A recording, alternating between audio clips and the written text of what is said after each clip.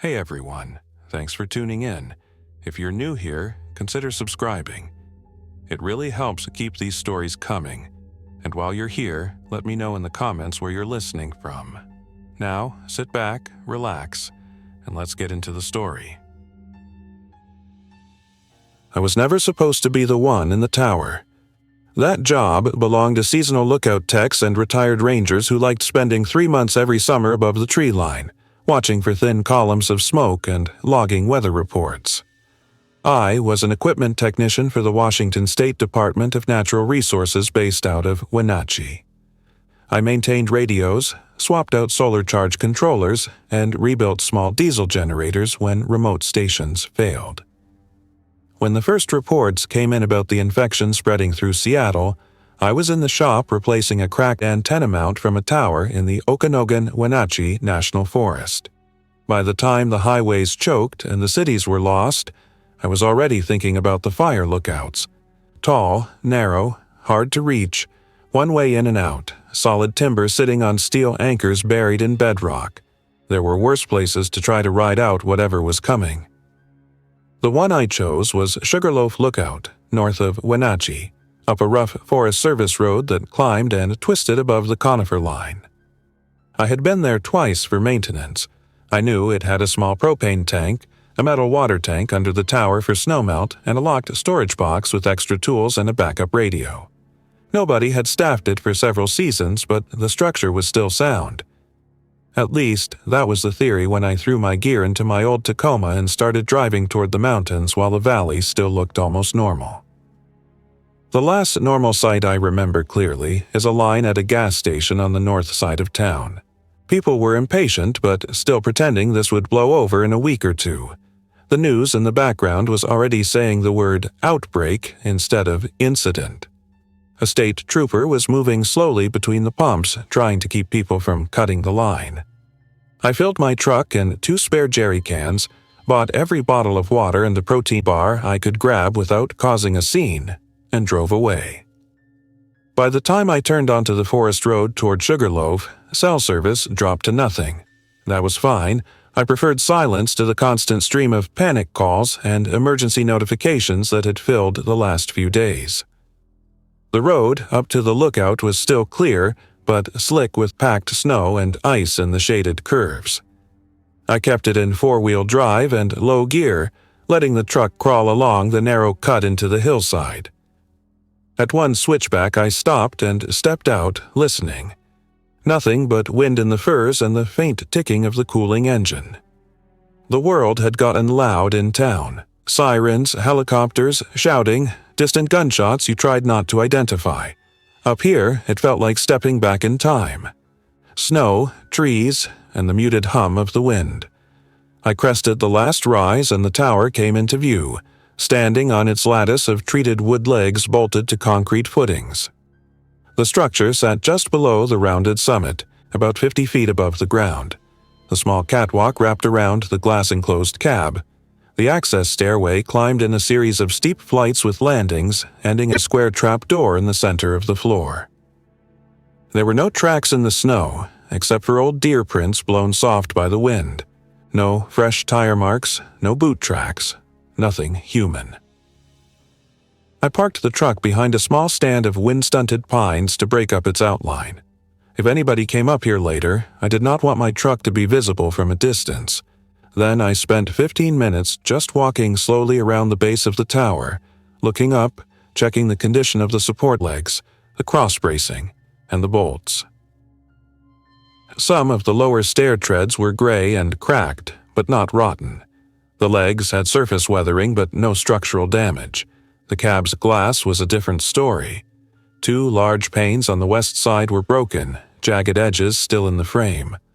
Old plywood sheets covered part of one opening, nailed from the outside. I slung my pack, grabbed the crowbar I had brought, and climbed the stairs for the first time as someone who did not have a return date.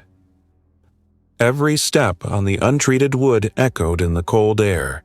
The higher I climbed, the farther I felt from everything that had gone wrong in the valley below. At the trap door, I paused, listening, then levered it up and peeked through. The interior was exactly as I remembered. A single square room, maybe 14 by 14 feet with glass windows wrapping all sides. The central firefinder map table still stood in the middle. The old twin bed frame was against the north wall. Shelving held a faded first aid kit, some binders of weather logs, and a rusting lantern. A 2-burner propane stove sat near the small counter. The smell was dust, dry wood, and mouse droppings. No one had been here for a long time. I climbed through, pulled my pack up after me, and shut the trap door. It had a steel latch but no additional locking hardware. I noted that as problem number 1. Problem number 2 was the glass. Broken panes meant wind, snow, and noise. It also meant visibility from far away at night if I ever turned on a light. I did a full inventory before committing to staying. The cabinets under the counter still held a few dozen cans of food: beans, chili, vegetables, left by previous crews. Some were expired by date, but not dangerously so. There was a 5-gallon water jug about half full, and the metal tank under the tower was probably still there if the plumbing had not cracked. The propane stove connected to a pipe that ran outside to a medium-sized cylinder on a bracket. I did not know how much was left without hooking up a gauge. The emergency toolbox was under the bed. Inside, I found a small hatchet, a folding saw, basic hand tools, spare bolts and brackets for the tower, and an old handheld VHF radio wrapped in a cloth. The battery was dead, but I had brought my own radios and spare batteries. I set my rifle down against the wall and looked around the room. Up here, I had one way in and out: the stairs. If the infected ever made it to the tower in numbers, all that separated me from them was the trap door and the strength of the lower flights. If someone desperate and still alive came, they would have to use the same route. The main advantage was height. They could not easily climb without hands that still knew how to use a railing. The infected I had seen on the news did not move like climbers. They moved like people walking in a straight line toward the nearest sound until something stopped them. Sound carried up here. I found that out the first night. I spent the rest of that first day hauling up gear from the truck: food crates, water, a small solar panel kit I had taken from the DNR shop, my personal tools, including a compact cordless drill with extra battery packs, my sleeping bag, a small inverter, a coil of braided rope, a 5-gallon bucket with a tight lid that would have to serve as a toilet until I rigged something better on the ground. I made 4 trips total. Each time I came down the stairs, my legs felt more rubbery. Each time I went up, my brain tried to imagine slipping with a heavy load and tumbling through the open space between the flights. The infected did not have to get me physically. Gravity could do it for them. The sun slid down behind the peaks to the west around 4:30 p.m. In winter, up here, darkness came fast. The valley below went from pale blue to black in less than an hour. I closed the trap door, slid the existing latch into place, and wedged my tool bag on top as a stopgap. I did not turn on any lights. I had a red lens headlamp for moving around in the dark without projecting a visible beam outside. I cooked a small pot of canned chili on the stove, using the lowest possible flame, and listened. The wind rose as the night deepened. The tower shifted with each gust. The movement was slight but noticeable. The structural legs creaked. Somewhere, a loose metal bracket tapped against siding with a regular, hollow sound. Every noise that would have been just background before now sounded like footsteps on the stairs.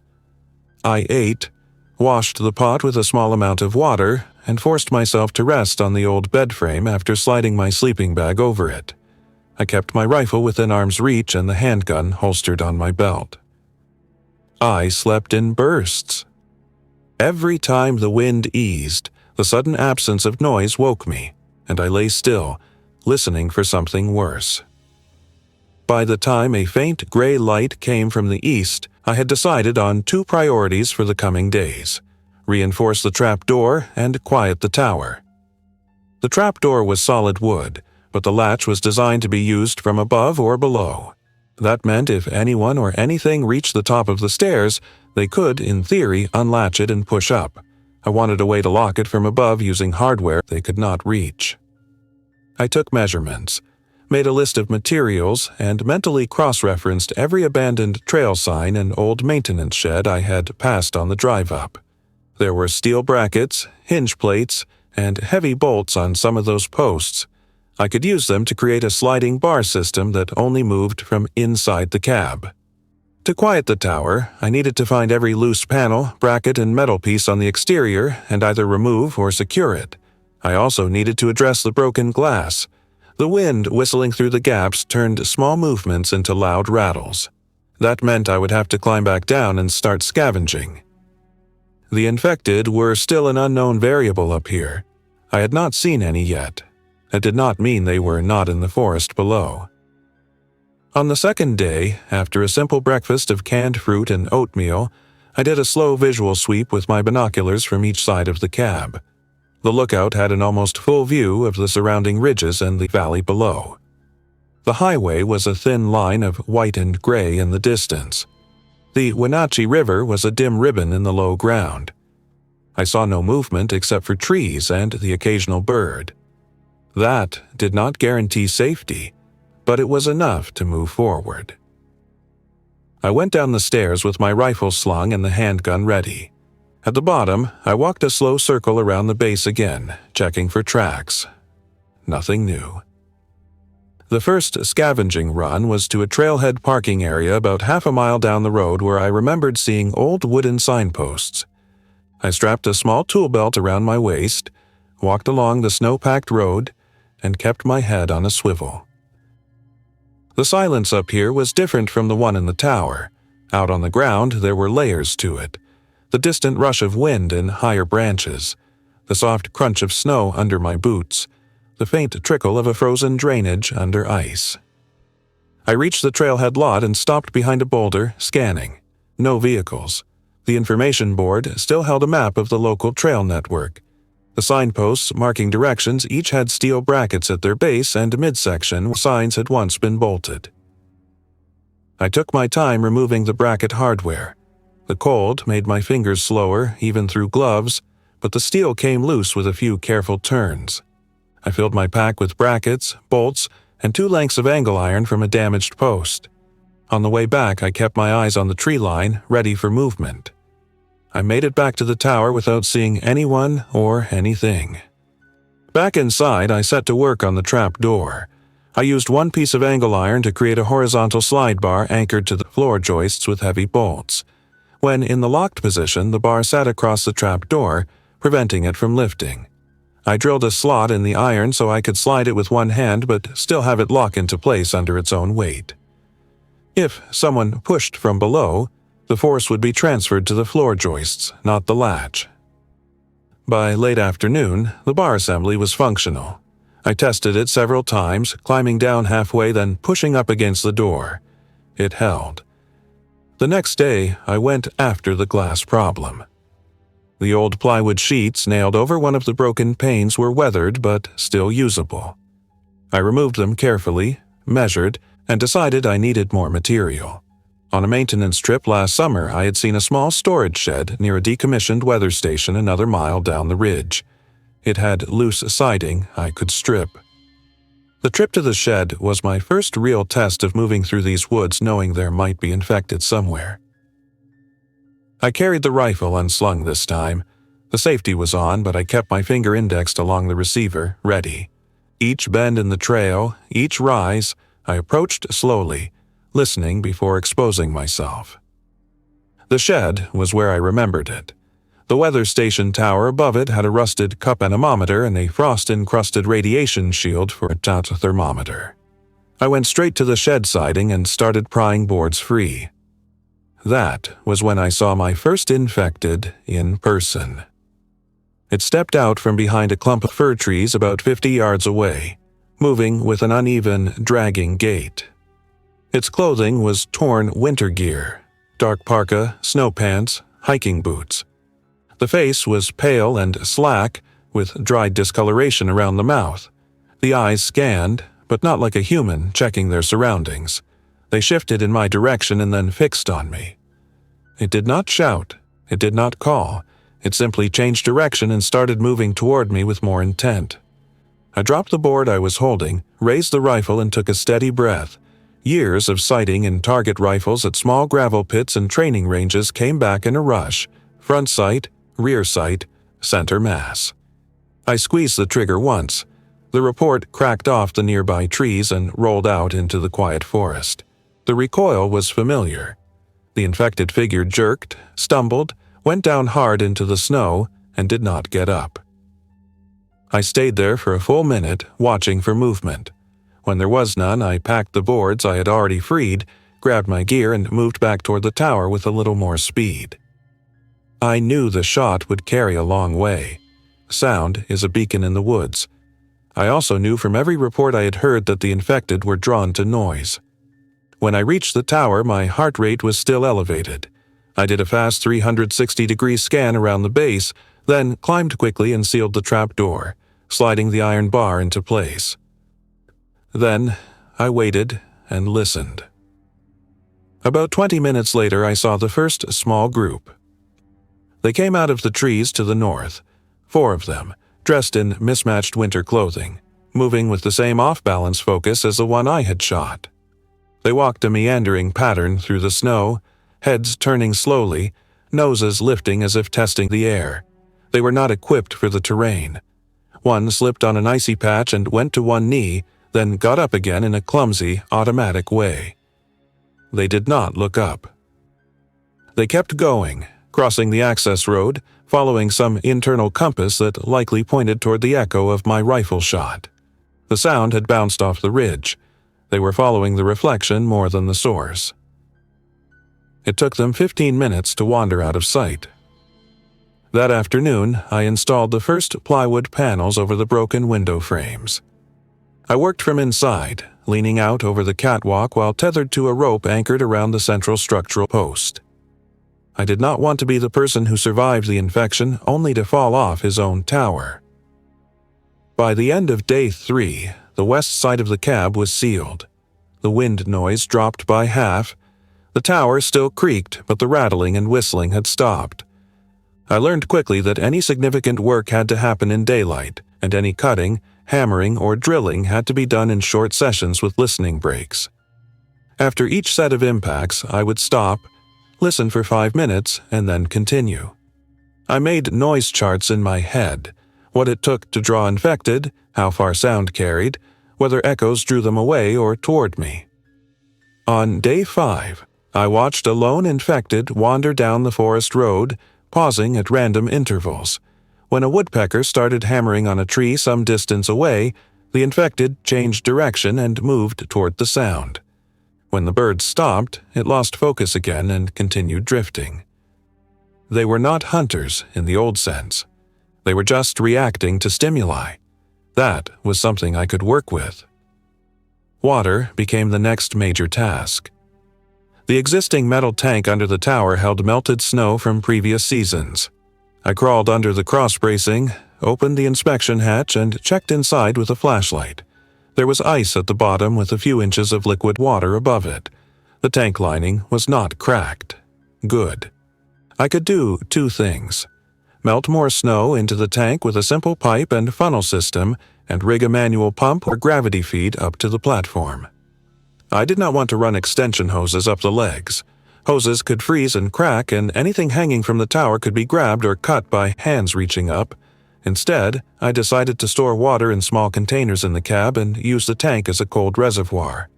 I hauled up several empty gallon jugs, an old 5-gallon camping water container, and some smaller bottles. Each day, I filled them from the tank using a short length of hose and a hand pump I took from an abandoned Ranger truck later. Then, I melted additional snow in a large pot on the stove and poured the cooled water back into the tank to keep it topped off. For purification, I used a ceramic gravity filter I had kept from my own camping days, plus iodine tablets as backup. The infection might not pass through water, but I was not going to experiment. Food was manageable at first. Between the cans in the tower, the supplies I had brought, and what I scavenged from trailhead bear boxes and one closed campground, I had enough calories for at least 3 weeks if rationed carefully. The real issue was variety and long-term planning. On day 7, I organized all food on shelves by type and expiration date. Cans of beans, vegetables, and meat. Dry pasta, rice, a few packets of freeze-dried meals from an unopened bucket I found in a camper's truck at a trailhead. I wrote a schedule in a notebook. Approximate daily calorie target, rotation plan for older items, when to stretch, and when to allow a small luxury to keep morale up. Morale was not a minor detail. I could feel the isolation pressing in as the days blurred together. The tower's small solar panel on the roof was barely enough to keep the existing 12-volt battery charged for a light or two at night and a small radio. I upgraded the system using the folding panels I had brought. I wired them into a charge controller, then into the old battery and an extra deep cycle battery from my truck. By day 10, I had reliable power for an LED lamp inside, my handheld radios, a small portable AM/FM receiver, and a phone I now used as a local storage device for maps and notes. There was no service, but the offline utilities still worked. At night, I used blackout curtains made from spare blankets and duct tape to block any light from leaking out the windows. From the valley, the tower would look dark and abandoned. On the 11th day, I saw the first major change in the valley below. Smoke. Not a thin column from a chimney or a small fire. This was a broad, dirty cloud rising from the direction of Wenatchee, spreading sideways as the wind took it. The plume glowed faintly orange at the base even in daylight, suggesting multiple sources. If there were still organized firefighting crews, they were not here. I saw no aircraft, no line of engines on the roads, no bright white plumes of retardant, just uncontrolled burning. The smoke drifted slowly into the mountains over the next several days, sinking into the low areas, filling the valley bottoms. At the tower elevation, the air remained clear, but I could smell the faint, bitter scent when the wind shifted. The infected reacted to the smoke. I watched them more often now. They appeared in ones and twos at first, moving through the trees, drifting along the old roads. On day 12, I saw a cluster of maybe 15 moving together along a ridgeline, their motions more disorganized but roughly aligned. It reminded me of cattle following a fence line, not a hunting party. When the smoke grew thicker in the valley, more of them came up. They seemed to be trying to escape something they did not fully understand. Their movements were slightly faster, their gait more agitated. They walked until they hit a slope too steep or a deadfall too dense, then changed direction. As the burned smell intensified, they moved upslope in larger numbers. That was bad for anyone else hiding in cabins below. It was less bad for me, as long as they did not identify the tower as a source of sound or light. I adapted my routine. Daytime became my scouting period. Binoculars, notebook, logging the routes the infected tended to follow, where they stalled, where they circled. I built crude maps of traffic flow, like the ones we used to use for wildfire smoke plumes and crew movements. Nighttime became quiet time. No cooking after dark except on rare occasions. No dragging furniture, no hammering, no cleaning that required setting things down hard. I padded chair and table feet with strips of old cloth so they would not scrape. I tied down every loose item so it would not shift when the tower moved in the wind. The wind was my enemy and my cover. On days when the wind gusted hard, the entire structure shuddered and creaked so much that any sound I made would likely be masked. On those days I did heavy work, cutting boards, moving loaded crates, adjusting exterior panels. On still days, I moved like someone living in a library after closing. By day 15, I had refined the tower into something closer to a workable shelter. The broken windows were all covered from the inside with plywood. I had sealed gaps around frames with strips of old weatherproof tape and foam I scavenged from a maintenance shed. I installed a basic pulley system using an old climbing rope and a few pulleys bolted to the underside of the catwalk. One end hung down to within 10 feet of the ground, the other terminated at a cleat on the catwalk. With this system, I could haul up heavier items from the ground without carrying everything on my back up the stairs. I still had to go down to secure the load, but at least I reduced the risk of falling with 30 or 40 pounds pulling me off balance. On one of those resupply runs, I found the first sign of other survivors. It was a note, taped to the inside of the windshield of a parked Subaru at the edge of a small camping area. The car had been partially buried in drifted snow, but the driver's side window was clear. The note was written on a page torn from a spiral notebook. Cabin east of Little Wenatchee. 3 of us. If anybody reads this and needs shelter, follow the orange tape markers. Underneath was a date from 10 days before. I looked around. No fresh tracks, no recent footprints near the vehicle. The snow around it was smooth and wind-textured. Orange flagging tape had been tied to several branches on the tree line edge, leading toward a side trail. I stood there for a long minute, weighing the choice. If the message was still relevant, there were 3 living people at that cabin. They could be a resource, an ally, or a liability. If the message was out of date, I might be walking into a place already overrun. The tower gave me height and security, but limited company and information. I needed at least some information to avoid becoming trapped by events I did not see coming. I decided on a compromise. I followed the orange tape markers only until the trail veered downhill into thicker trees, maybe 300 yards from the campsite. Then I climbed a nearby boulder and used binoculars to scan as far as I could. No movement, no smoke, no sound. I pulled back and returned to the tower. That night I considered the problem more systematically. I wrote out a list of pros and cons on a scrap of paper. Going to the cabin might expand my network, give me news, share resources. It might also expose my presence, my location, and my gear to people who could be desperate enough to take rather than share. By morning, I decided that my first priority was to make the tower as self-sustaining as possible, and only then consider external contact. On day 18, I rigged a more efficient wood stove system using a small steel barrel stove kit I found in a shed. The existing propane supply was limited, and propane could not be easily replaced. Wood, on the other hand, was everywhere.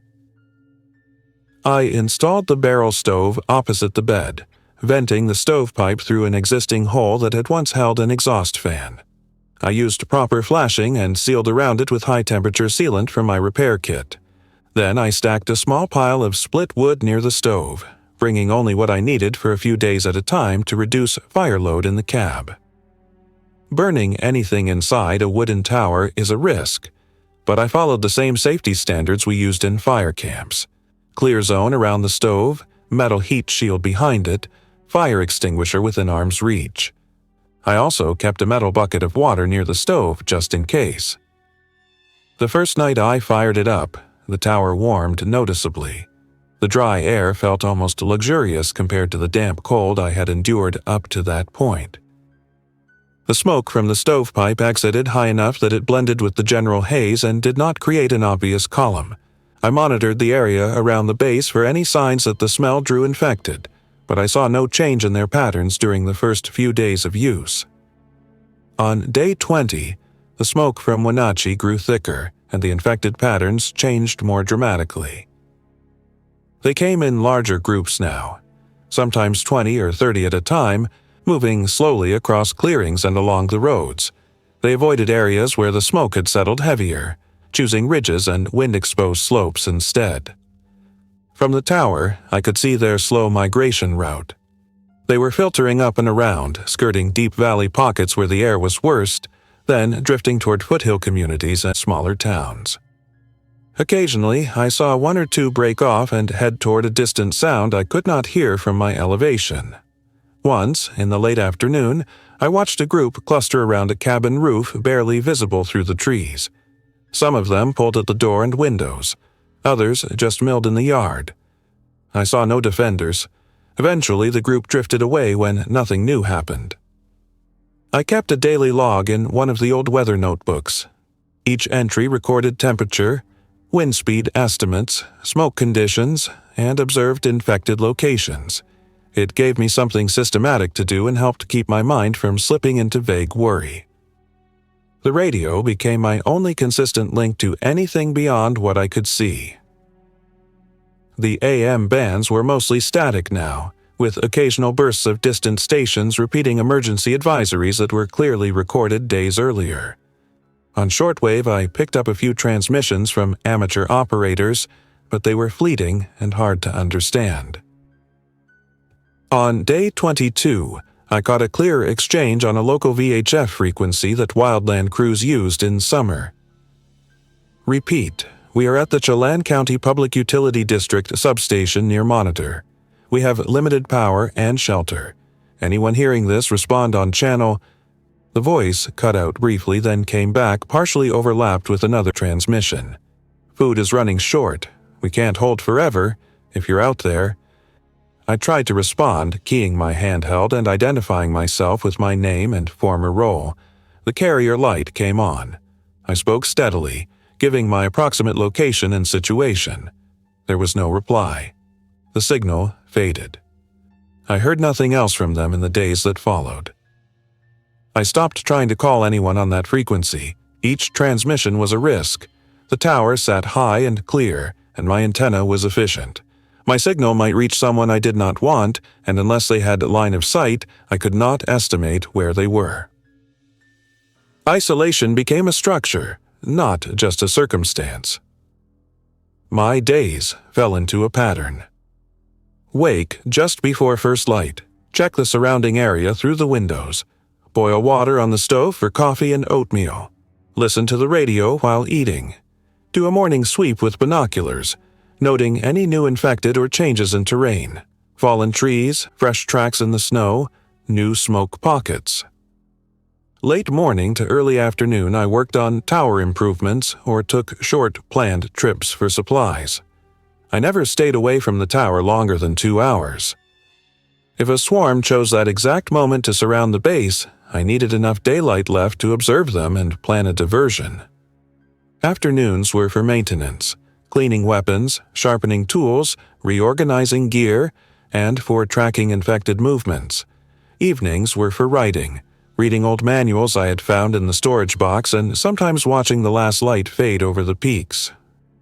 On day 25, I made a riskier run. I needed a better first aid kit. The one in the tower held expired bandages, an old bottle of antiseptic, and a roll of tape that had lost its adhesive. I had seen a small Forest Service Ranger station on my way up, with a marked aid room. The station sat lower on the slope, closer to where the smoke thickened. That made me hesitant, but it also meant fewer people would have chosen it as a shelter in the first wave, which might mean less competition for supplies. I picked a day with steady wind and relatively clear air at my level. I watched for an hour to ensure no infected were currently in that direction. Then I descended, checked the perimeter, and started down the road on foot with my rifle and pack. The ranger station was a squat, single-story structure with a green metal roof and a flagpole out front. The parking area held one pickup and a plow truck, both empty. Snow had drifted partly against the doors, but not enough to block them fully. The main entrance was locked. I went around the side and found a window slightly ajar where someone had run an extension cord at some point. I enlarged the gap carefully, slid it open, and climbed in. Inside, it was cold and still. The lobby held maps and brochures, a few plastic chairs, and a counter. I moved past, heading for the back hall where I knew the aid room would be. The floors creaked under my boots, loud in the quiet space. The first door I opened was a break room. Someone had left a coffee mug on the table and an open bag of chips on the counter. Both were frozen in place. No signs of struggle, no overturned chairs, just an interrupted workday. The aid room was better stocked than I hoped. Shelves of bandages, sterile gauze, sutures, antiseptic wipes, pain relievers, splints, a manual resuscitator, and several vacuum-sealed trauma dressings. I loaded what I could into my pack, prioritizing items with long shelf lives and flexible uses. In a small, locked cabinet, which I opened with a screwdriver and patience, I found a sealed kit labeled Wildland First Aid, Advanced. Inside were hemostatic dressings, more trauma supplies, and a compact tourniquet. I took that too. On the way out, I considered raiding the kitchen for more food but decided against spending more time inside. I had what I needed most. Lingering increased risk with each minute. As I stepped back outside, something shifted at the edge of my vision to the left. 2 infected stood near the plow truck, partially shielded by its bulk. I had not seen them from my initial angle. They turned as one when the door closed behind me, drawn by the sound. There was about 30 feet of open snow between us. I did not shout or hesitate. I raised the rifle, fired 2 controlled shots, and kept moving toward the road, not toward them. Both targets fell. I did not stop to confirm beyond seeing them motionless in the snow. The gunshots were a bigger concern now than the 2 I had just neutralized. I half expected to see more infected converging from the tree line, but none appeared during my return trip. Back at the tower, I went straight to the catwalk, binoculars up, heart pounding harder than the situation strictly warranted. Nothing, just trees and wind. The pattern held. Single gunshots or pairs might draw one small group if they were already nearby, but the forest and the complex echoes broke up the sound enough to confuse direction. Still, I resolved to reduce firearms use whenever possible and rely on avoidance. By day 30, the tower no longer felt like an abandoned relic. It felt like a stripped-down but functional shelter. The trapdoor bar was solid. The catwalk had been cleared of any loose debris that might blow around. The windows were sealed or covered. The barrel stove kept the interior livable. The solar array and batteries provided enough power for my needs. The pulley system let me move gear with less physical strain. I had even built a small secondary platform halfway up the stairs, a crude landing with a removable plank section. In an emergency, I could retreat to that point, pull up the lower stairs using rope and a pulley, and create a second defensive line. It was not perfect, but it bought options. The infected patterns had become familiar enough that I could anticipate their presence in certain areas at certain times of day, like watching bad weather move through. The smoke from Wenatchee stabilized. Either the major fuel had burned out, or a change in wind had reduced the visible plume. A dull, reddish glow still appeared sometimes on the horizon at night, but it no longer grew. In the quiet moments, I wondered how many people were left down there. How many had gotten out early? How many were hiding in basements, cabins, or small secluded homes, listening to the same distant echoes and hoping they did not get louder? On the 32nd day, I finally met other survivors face to face. It happened in the late morning. I was on the catwalk scanning the slope below when movement caught my eye. Not the slow, uneven drift of infected, but something more purposeful. 3 figures moved along the access road toward the tower, 2 adults and 1 child, all in winter clothing, carrying packs. One of the adults had an orange hunting vest over his jacket. The child carried a small backpack with a cartoon character on it. They walked cautiously, but not stealthily, heads turning, eyes scanning. The lead adult carried a rifle. The second adult had a hiking pole in one hand and something else cradled in the other. I watched them through binoculars as they came closer, debating whether to make my presence known. If I stayed silent and low, they might pass by, assuming the tower was abandoned. But the trapdoor and windows were obviously maintained now. It would not be long before people in the area noticed changes. If I revealed myself, I risked my location and resources, but I also opened a possibility for shared information and mutual support. They stopped at the base of the tower, looking up. The child pointed at the stairs and said something I could not hear. The lead adult shaded his eyes and scanned the cab. It was only a matter of time before he saw me, even if I stayed low. I stepped to the edge of the window and raised one hand, palm out. All 3 froze. I opened the window enough to speak and kept my other hand away from my rifle. "Do not come up yet," I called down. projecting my voice just enough to reach them without shouting. "I need to know who you are." The man with the orange vest called back. "Name's Daniel Carter. This is my wife, Sarah, and our daughter, Leah. We came up from Little Wenatchee. We saw your tower through binoculars from our cabin. We're running out of food. We thought maybe someone was stationed up here." His voice was tired but controlled, not panicked, not aggressive. "I'm Alex," I said. "This is my station. I can't take a large group up here. The tower can only handle so much weight and supplies. How long have you been at the cabin?" "Since the second week," he said. "We left town when things got bad, stayed up there, living on what was in the pantry and what we could hunt. But the game moved out when the infected started showing up more. They're wandering near our place now. We can't keep getting pinned in." I considered their position. "I cannot bring all three of you up here permanently," I said. "But I can talk, and we can maybe trade. How much food do you have left?" "Maybe a week, if we stretch it and don't eat much," Sarah called. Her voice held a rough edge of exhaustion. "We were hoping this place had something, or someone with a plan." Plans. I had a plan for myself. Extending it to others was more complicated. "Stay where you are for a minute," I said. "I'm coming down, but slowly. Do not point your rifle at me, and we will be fine." I locked the trapdoor bar, checked my handgun, and then disengaged the bar long enough to descend, leaving it ready to slide back into place quickly if needed. My heart rate ticked up as I went down. The encounter was safer if I controlled the terms, but it was still an encounter with unknown variables. At the base of the tower, I stopped about 10 feet above them on the stairs and rested my hand on the railing where they could see it. Up close, they looked worse off than they had from above.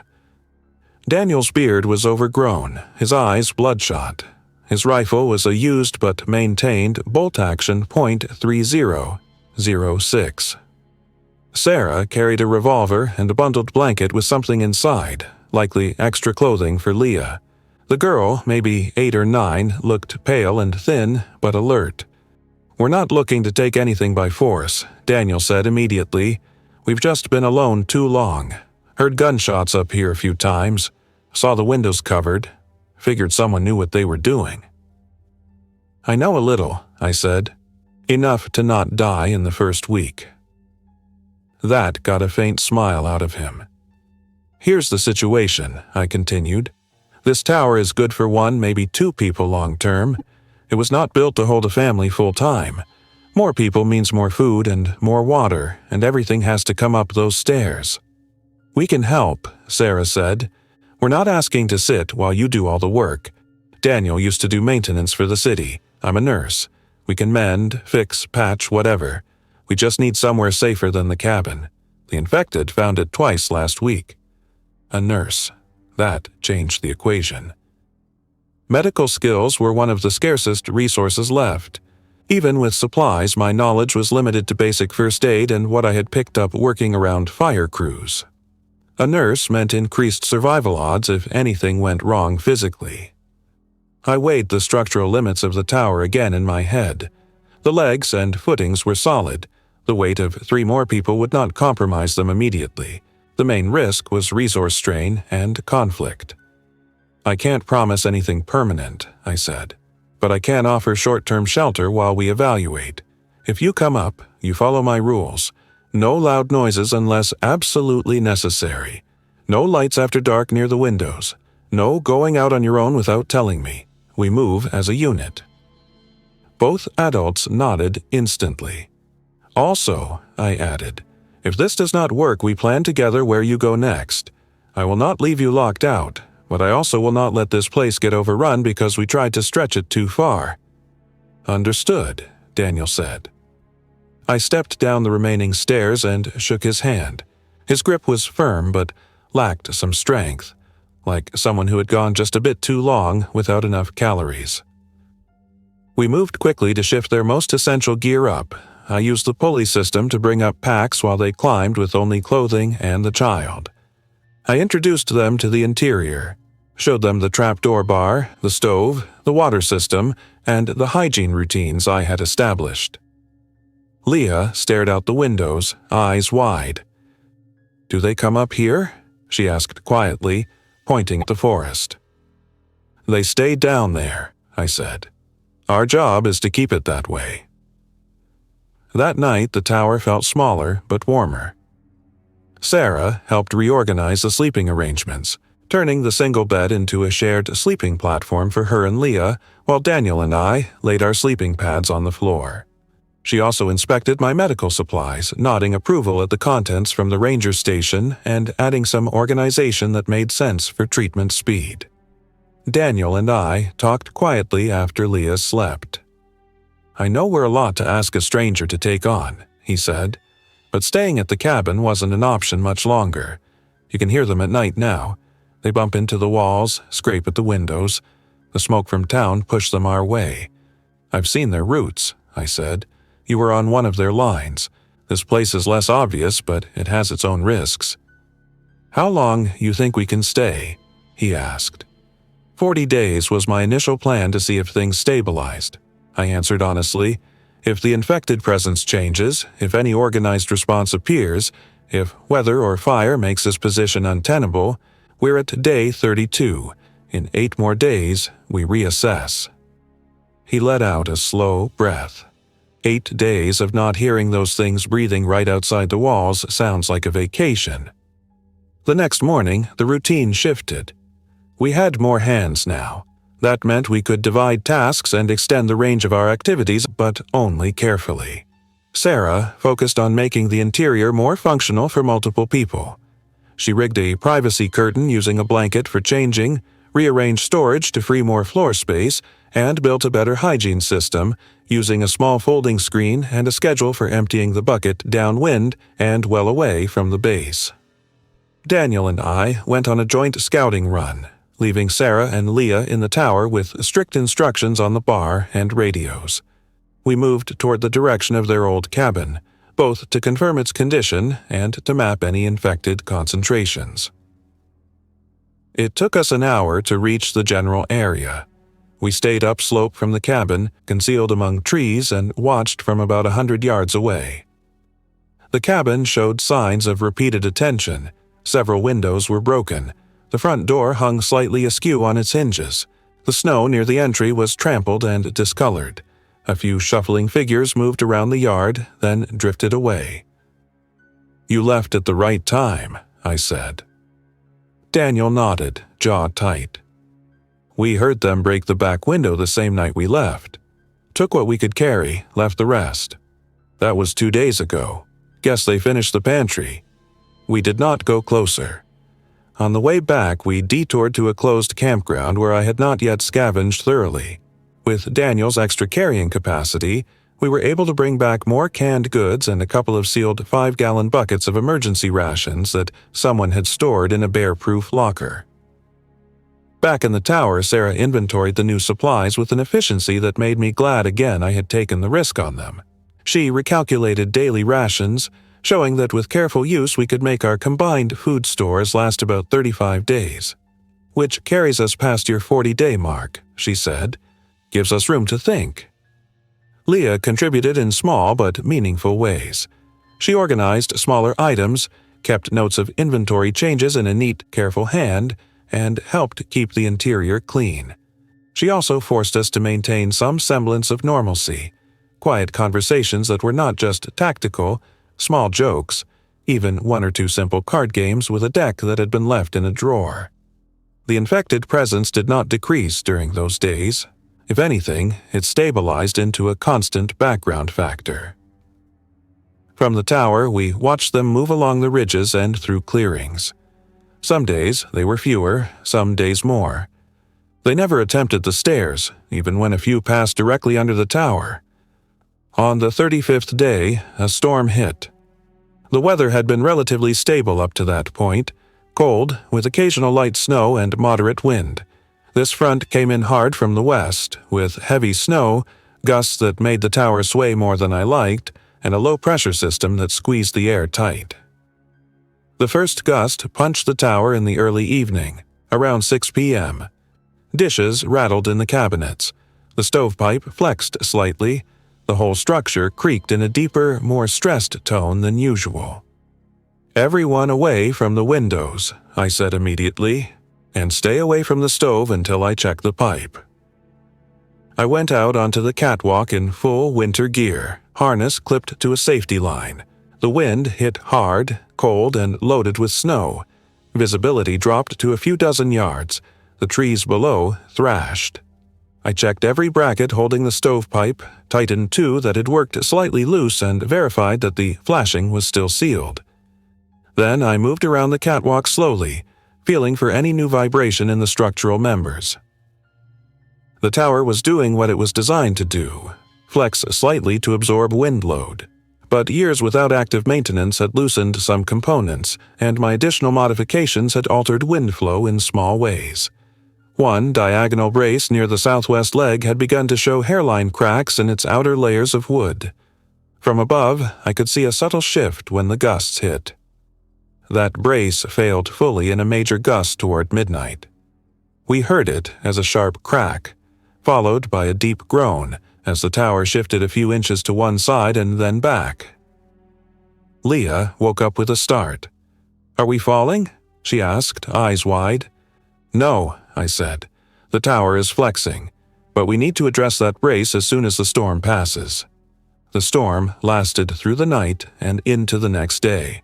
We stayed inside, stove on low, moving cautiously. Ventilation became a concern, so we cracked a leeward window just enough to let in fresh air without letting snow blow in.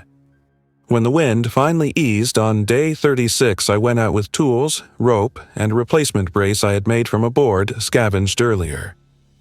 To reach the damaged brace, I had to climb down partway on the exterior, using a climbing harness, 2 slings, and carabiners anchored to the main legs. It was not a maneuver I enjoyed.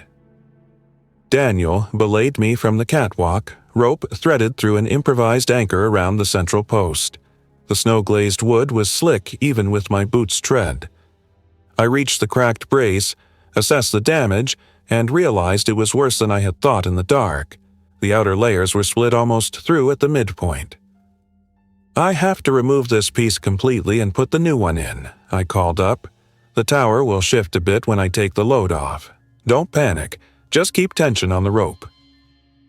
Working with my gloved hands and a ratchet, I backed out the old bolts holding the brace one by one, bracing myself against the leg.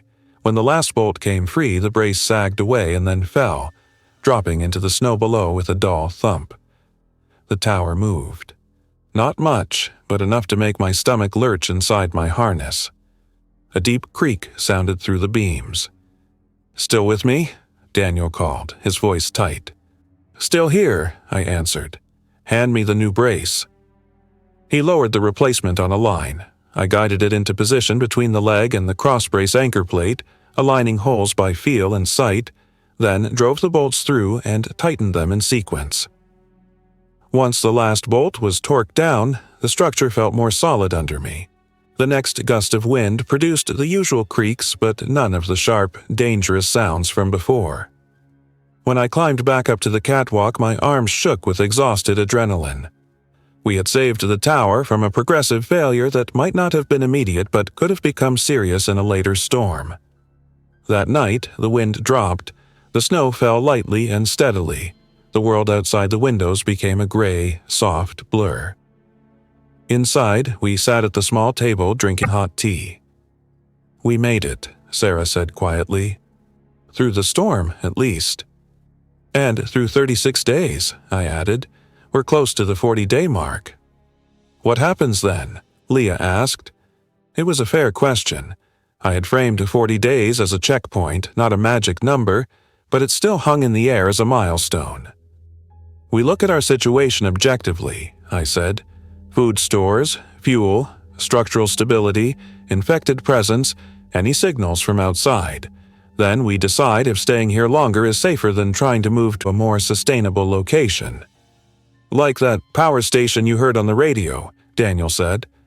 "Maybe," I said, "if they're still there. Or maybe a place with more access to water and food, but still defensible. The tower is good, but it's a dead end if anything truly bad happens.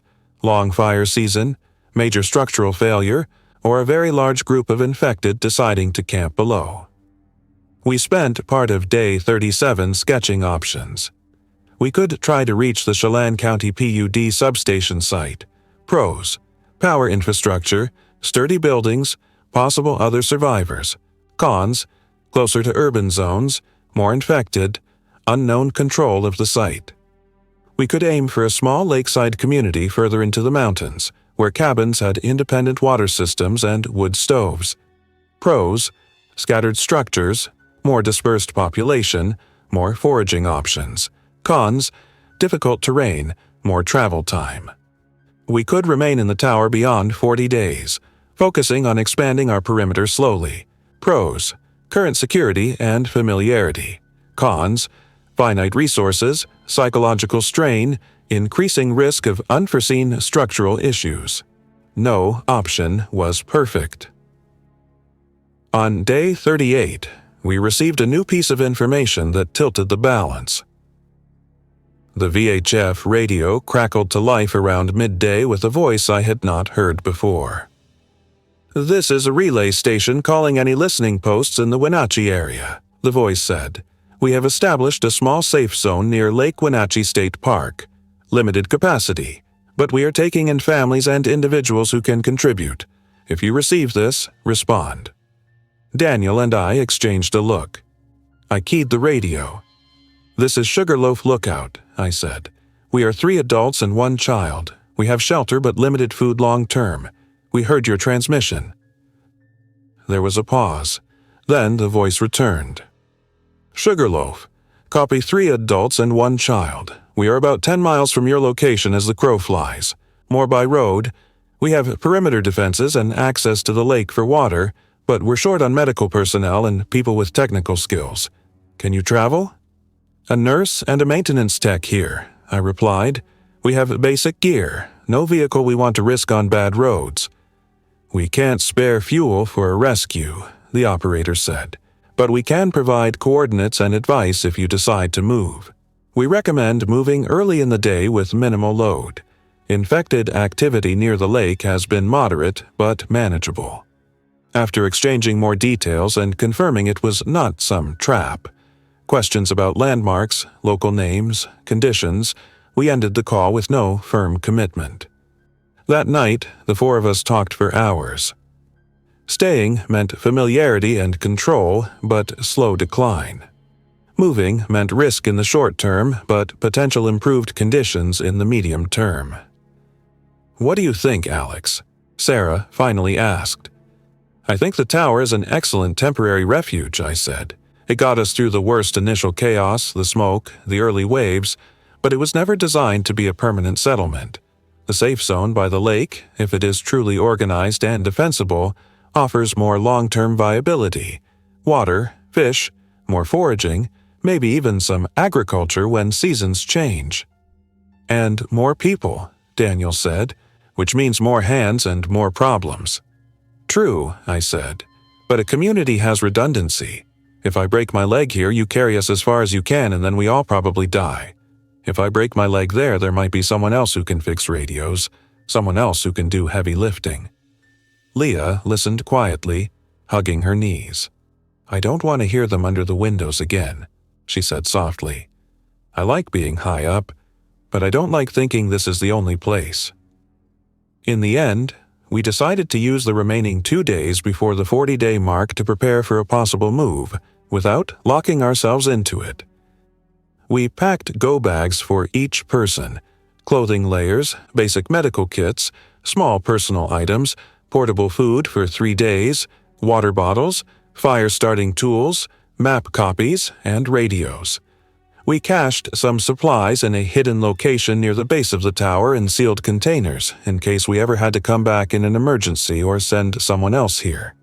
We also reinforced what we could one last time, checking braces, tightening bolts, ensuring the trapdoor bar moved smoothly. If another group of survivors ever reached the tower after us, we wanted it to still be usable.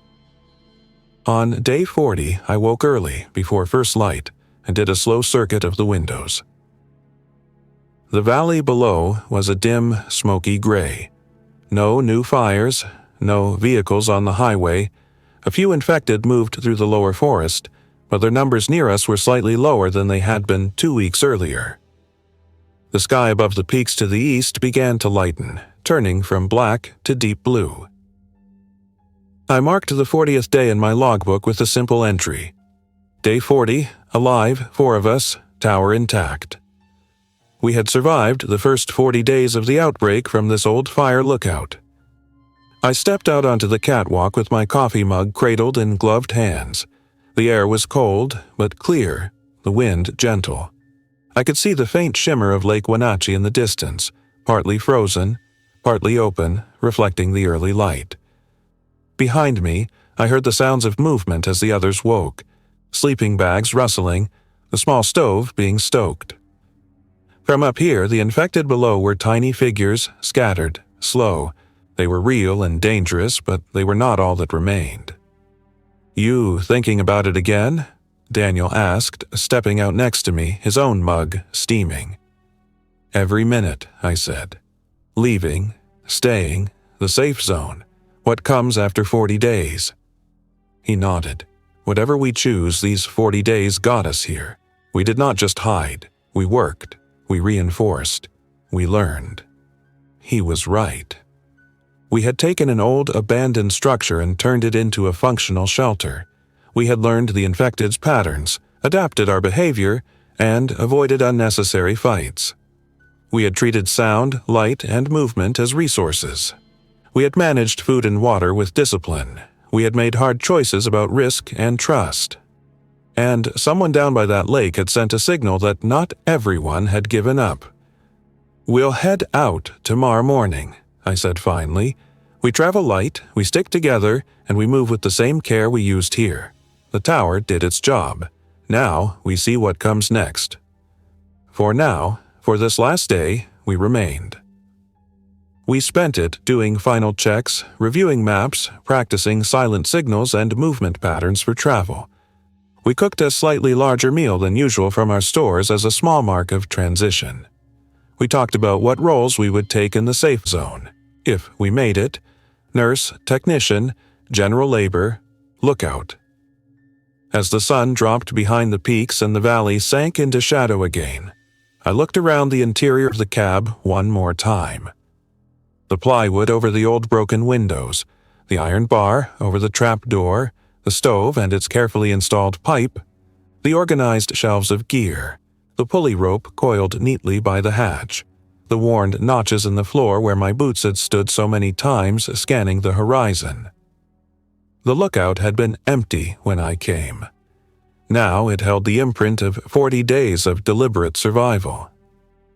When I lay down to sleep that night, the tower still creaked in the wind, but the sounds were familiar. They were the sounds of a place I had learned, repaired, and made into something more than it had been. If everything went well, by this time next week we might be sleeping in a different structure, near a lake, with more voices around us and a different pattern to the days. If things went badly, the tower would still be here, anchored to the mountain, a silent witness above the valley. Either way, the first 40 days were behind us, and we had endured them by thinking like the tower itself, anchored, flexible, and always watching the horizon for what came next. Thanks for listening. If you enjoyed this story, don't forget to like and subscribe. Your support keeps these creepypastas coming. Until next time, stay alert, stay safe, and never ignore the feeling that something is watching.